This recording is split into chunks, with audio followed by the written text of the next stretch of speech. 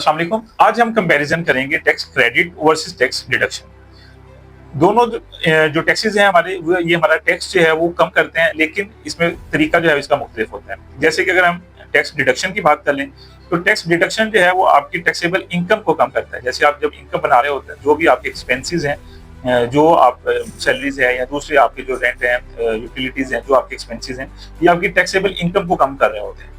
और जो आपका टैक्स क्रेडिट होता है, ये आपकी जो टैक्स लाइबिलिटी बनती है उसको कम करता है। जैसे आपने कोई इंश्योरेंस की फीस जो है वो पे की हुई है, या आपने कोई जो है वो ज़कात वगैरह अपनी जो है वो दी हुई है, उसके ऊपर जो आपकी टैक्स लाइबिलिटी बन रही होती है, उस रेट के तहत आप उसको जो है वो अपनी टैक्स लाइबिलिटी को जो है वो कम कर सकते हैं।